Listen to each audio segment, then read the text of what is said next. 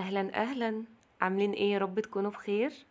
اهلا بيكم في قناتي، معاكم ندى النجار. اتمنى تكونوا جميعا بالف خير. وحشتوني جدا جدا. الغيبة بتاعتنا طولت قوي، بس بجد بجد يعني مش لاقي حاجة مشجعة كده تحفزني وتخليني اقوم كده واتشجع. يلا بقى انزلي بسرعة، حطي لايك للفيديو وسبسكرايب لو انتي اول مرة تشوفيني، وكومنت حلو منك كده علشان تشجعيني انزل فيديوهات اكتر واكتر. هنعمل مع بعض النهاردة طبق فروت سلاد بكل تكاته وحركاته اللي هيخليه معاكي احلى طبق ممكن ولادك يدوقوه في حياتهم. وطبعا ممكن نعمله كمان في العزومات. وطبعا بعد الخطوة دي او بعد الخطوات دي، دوقي انتي بقى واحكمي. هنعمل بقى الفروت سلطات بايه؟ بكل الفاكهة المتاحة عندك في السوق. اي فاكهة موجودة عندك في التلاجة، افتحي تلاجتك كده وطلعي كل الفاكهة اللي فيها، وابدأي ان انت اعملي كده طبق فروت سلطات حلو جدا. حطيه بقى كده في بولات كده شكلها لطيف، وقدميه لولادك وجوزك، هيقولولك تسلم ايدك يا مامي. اول حاجة عملتها غسلت الفاكهة بتاعتي كويس جدا جدا ونقعتها كده في مية بخل علشان طبعا نتأكد من نظافتها كويس. هجيب بقى التفاح واقطعه مكعبات. طبعا التقطيع حسب الرغبة، انا بحب اقطعه مكعبات صغيرة طبعا علشان لما بنقدمه للاطفال بتبقى يعني القطمة كده على قد بقهم، ما يضطروش ان هم يقطموا من الحاجة ويرجعوا تاني ايه بقيتها كده في الطبق، فبتبقى مش لطيفة. فانا بحب كده المكعبات تبقى صغيرة على قد ايه البق كده والقطمة مرة واحدة. قطعت التفاح كله، طبعا الكمية حسب الرغبة حسب أفراد أسرتك. أنا كنت عاملة ليا أنا وولادي بس، طبعا باباهم مسافر، ف كنت عاملة كمية يعني معقولة، يعني على قد مرة أو اتنين بالكتير. بعد ما قطعت التفاح، وطبعا احنا عارفين ان التفاح يعني فيه نسبة من الحديد فبيسود كده مننا، فرشيت كده عليه عصرة نص ليمونة علشان يفضل محتفظ بنفسه. وقلبته كويس جدا وبيفضل كده ابيض وزي الفل، ما بيجرالهوش اي حاجة. قطعت البرقوق برضو بنفس الطريقة مكعبات. بقطع كده البرقوقة من النص كده، حلوة البرقوقة دي.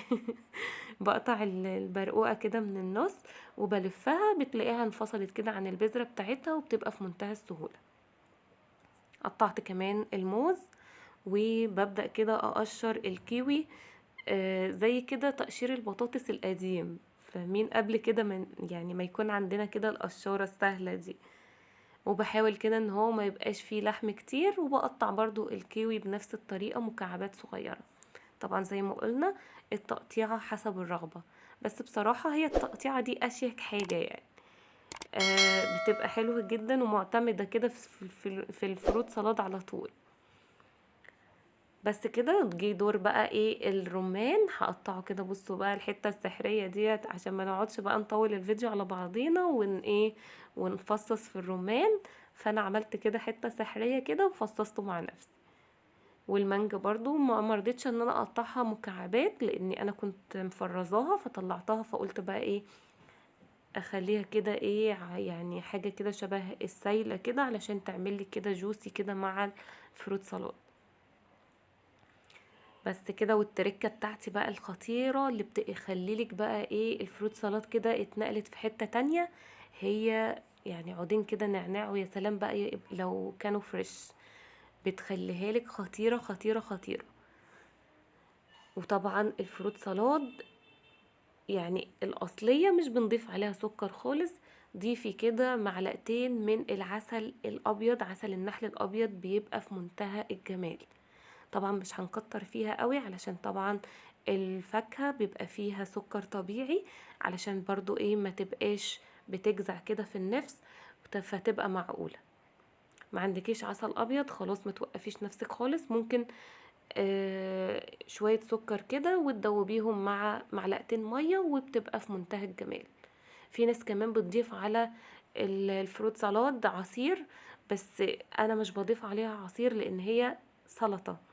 فلو احنا حطينا عصير هتتنقل لحاجة تانية خالص، وهي بقى الفخفخينة زي ما بيقولوا، اللي هي بتتباع عند بتاع العصير القصب بقى والمحلات. وبس كده، ده شكلها النهائي.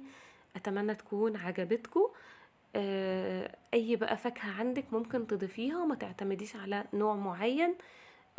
طبعا بتتعمل بقى حسب المتاح في السوق، وساعات بقى بيكون في فراولة وفي كانتالوب وفي كذا حاجة. وبس كده، ده شكلها النهائي. هغرف بقى في الأطباق. اتمنى يكون الفيديو عجبكم واستفدتوا منه ولو بحاجة بسيطة جدا جدا. يلا كده تشجعوا وقوموا فرحوا ولادكم واعملوا لهم فروت سالاد. ما تنسوش بقى لايك للفيديو علشان يترفع ويوصل لأكبر عدد ممكن. سبسكرايب لو انت أول مرة تشوفيني، وتفعلي الجرس على الكل عشان يوصلك مني إشعار بكل فيديو جديد أنزله. ما تنسيش كمان الكومنت الحلو منك اللي دايما بيسعدني وبيدل دايما على شخصياتكم الراقية المحترمة. ما تنسونيش في دعوة حلوة من قلوبكم. بشكركم على حسن استماعكم، ومع السلامة حبايب قلبي.